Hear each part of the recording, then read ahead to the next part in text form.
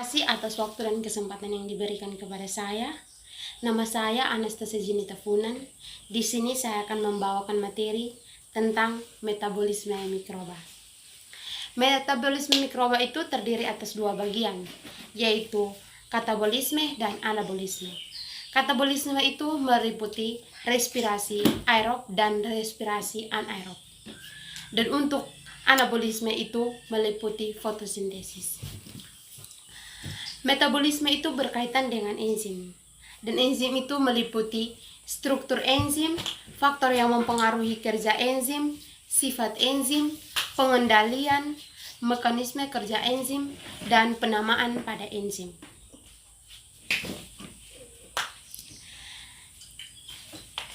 Pengertian dari metabolisme. Metabolisme adalah semua reaksi kimia yang terjadi, termasuk yang terjadi di tingkat seluler. Metabolisme terdiri atas katabolisme dan anabolisme.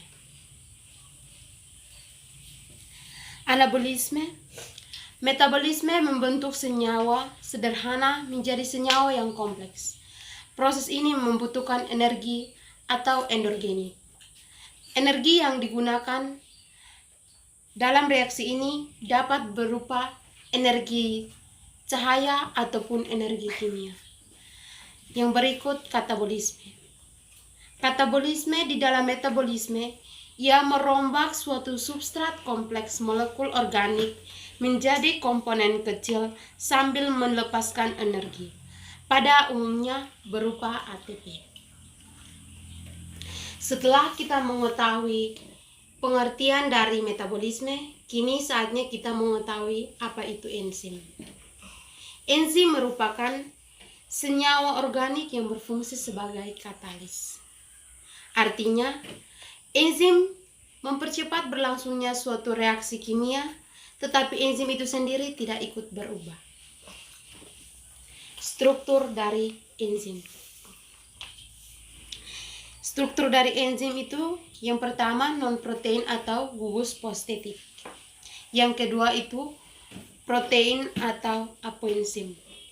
Di dalam non-protein atau gugus fosfatit terdiri dari dua gugus, yaitu gugus kofaktor dan gugus koenzim.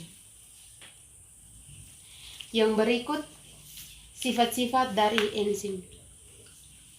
Yang pertama, tersusun oleh protein. Yang kedua, dipengaruhi oleh perubahan lingkungan. Yang ketiga, sebagai katalisator. Sebagai katalisator itu mempunyai arti mempercepat reaksi kimia, tetapi tidak ikut berubah setelah proses reaksi selesai.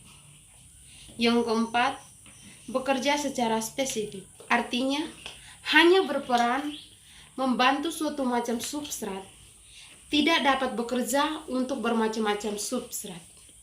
Hal ini dikenal dengan istilah satu enzim dan satu substrat. Yang kelima, bekerja secara bolak-balik. Enzim tidak menentukan arah reaksi, tetapi hanya bekerja mempercepat laju reaksi sampai mencapai kesetimbangan. Dan enzim dapat berfungsi dalam reaksi penyusunan zat maupun penguraian zat. Penguraian zat modelnya seperti ini. Yang keenam, dibutuhkan dalam jumlah yang sedikit. Sedikitnya enzim dapat mengkatalis suatu reaksi kimia. Yang ketujuh adalah rusak oleh panas. Yang berikut faktor-faktor yang mempengaruhi kerja enzim. Faktor yang pertama itu suhu. Faktor yang kedua itu pH, faktor yang ketiga itu inhibitor, dan faktor yang keempat itu konsentrasi substrat. Saya akan menjelaskan faktor yang mempengaruhi kerja enzim yang pertama, yaitu suhu. Peningkatan suhu menyebabkan molekul bergerak cepat.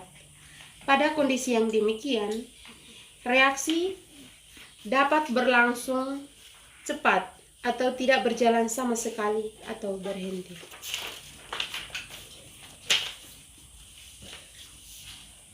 Hal ini demikian karena setiap enzim mempunyai suhu optimum tertentu, sehingga dapat melangsungkan reaksi secara maksimal. Suhu yang terlalu tinggi atau melampaui batas optimum akan menyebabkan enzim mengalami denaturasi. Ini adalah gambar pengaruh suhu terhadap reaksi kimia.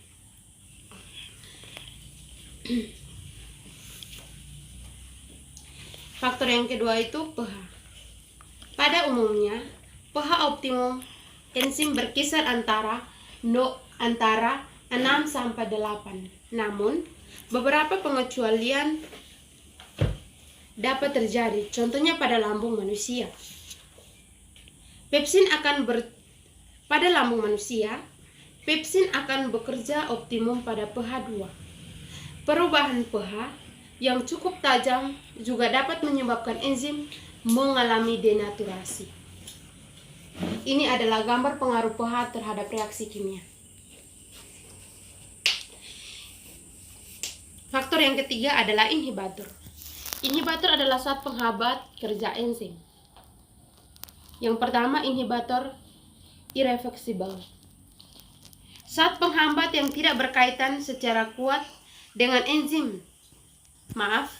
Inhibitor reversible merupakan zat penghambat yang tidak berkaitan secara kuat dengan enzim. Yang pertama, inhibitor kompetitif. Inhibitor kompetitif merupakan zat penghambat kerja enzim dengan cara menempati sisi aktif enzim sehingga substrat tidak dapat masuk.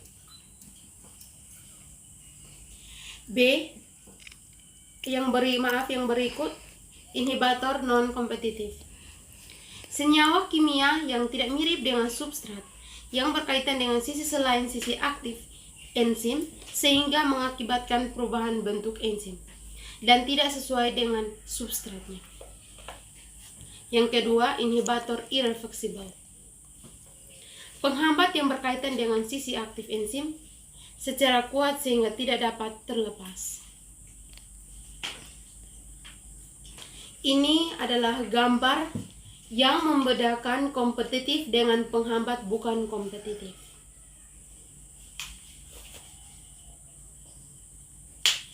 Yang berikut, mekanisme kerja enzim.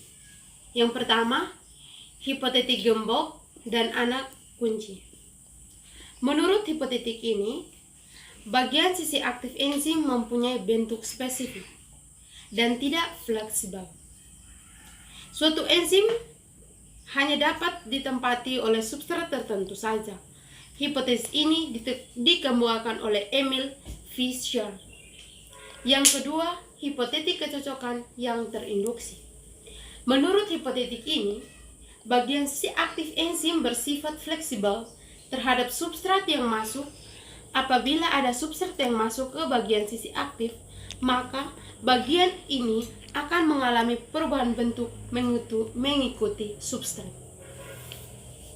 Ini adalah gambar Lock and Key model. Ini adalah gambar inhibitor yang kedua. Enzim dikelompokkan berdasarkan tempat kerjanya.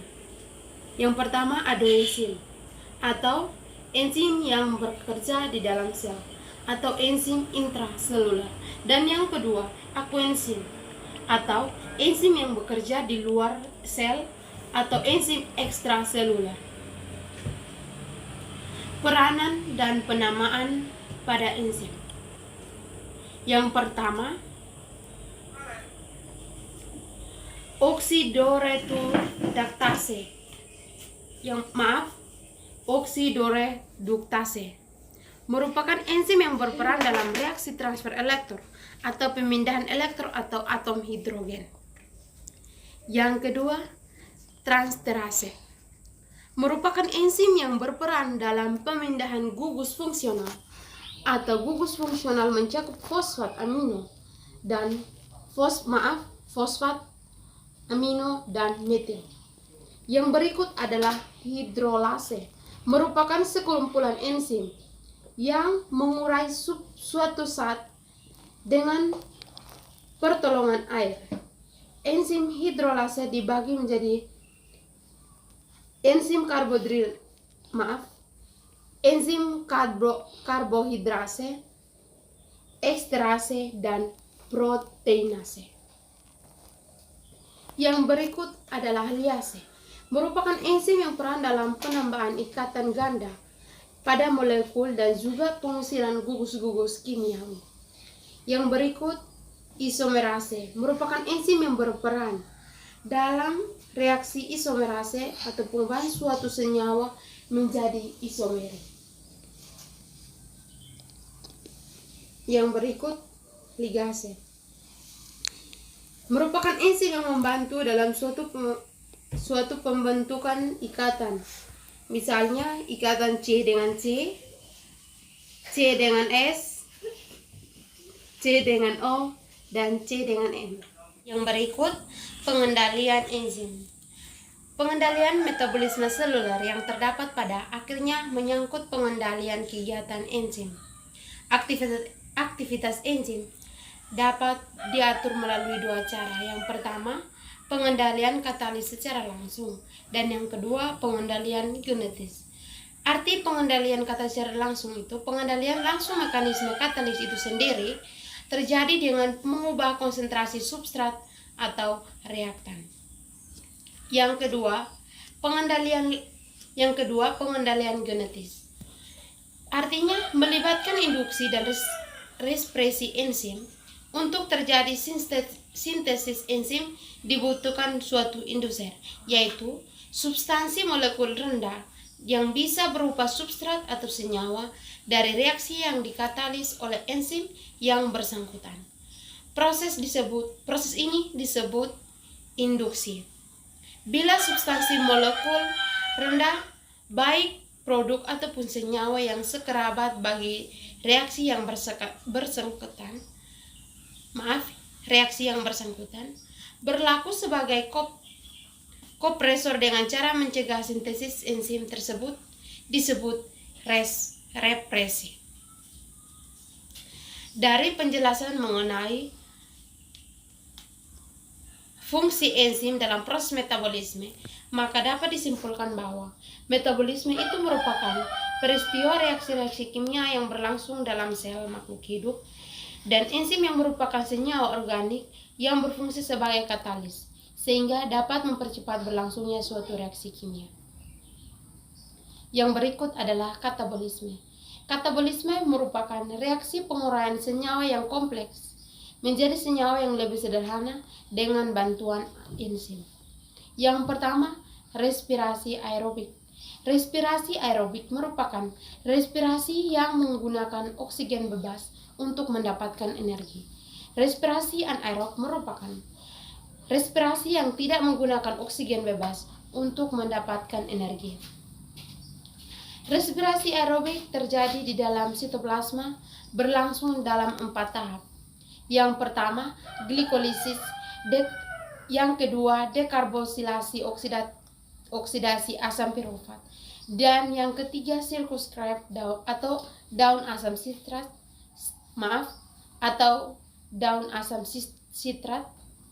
dan yang keempat, transport elektron.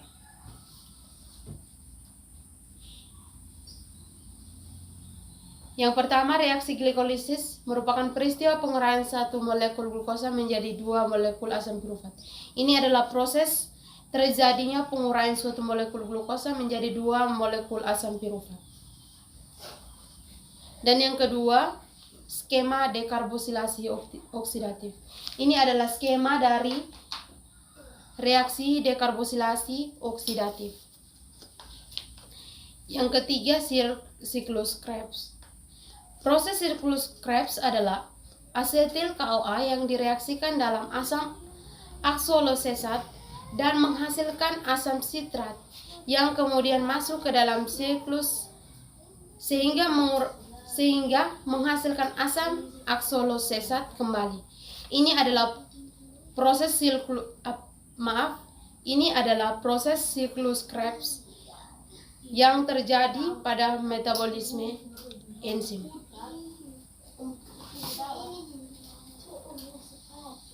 Yang berikut Sistem transport elektron.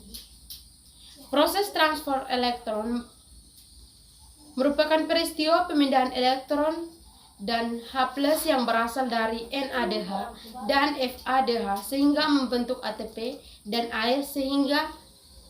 air sebagai hasil akhir.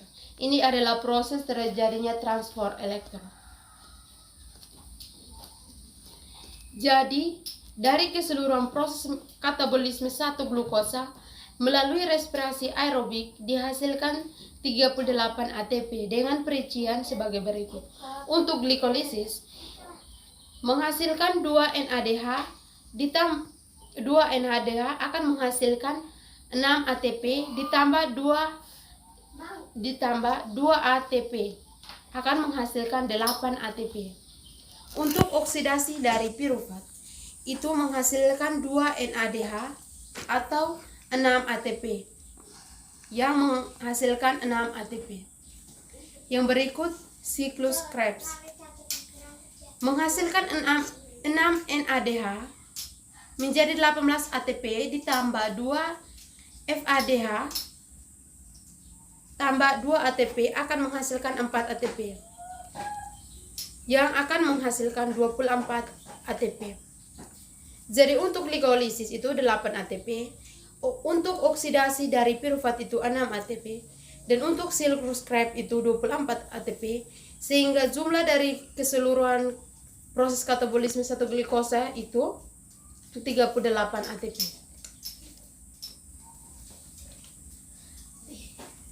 Yang berikut respirasi anaerob atau fermentasi.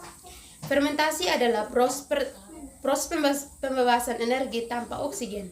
Ciri-ciri dari fermentasi adalah yang pertama, terjadi pada organisme yang tidak membutuhkan oksigen bebas. Yang kedua, tidak terjadi penyaluran elektron ke siklus Krebs dan transfer elektron. Yang ketiga, energi atau ATP yang terbentuk lebih sedikit jika dibandingkan dengan respirasi aerob, yaitu 2 molekul ATP setiap mol glukosa. Yang kedua, jalur yang ditempuh ialah glikolisis dan membentuk alkohol atau fermentasi alkohol dan pembentukan asam laktat.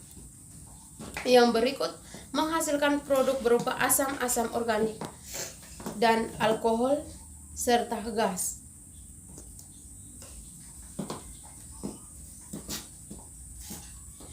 Yang pertama, fermentasi asam homolaktat dilakukan oleh beberapa bakteri, yaitu Streptococcus dan Lactobacillus.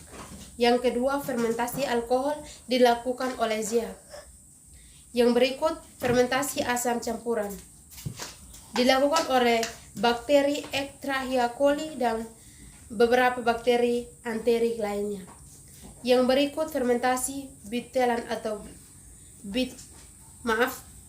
fermentasi butelan glikol dilakukan oleh bakteri Enterobacter, Pseudomonas, dan Bacillus. Yang berikut, fermentasi asam propionat dilakukan oleh Propionnatherium dan Veillonella. Yang berikut, fermentasi asam butiran, butanol, dan aseton. Bakteri yang dilakukan fermentasi disebut Clostridium. Ini adalah hasil dari organisme dan produk fermentasi. Sekian dan terima kasih.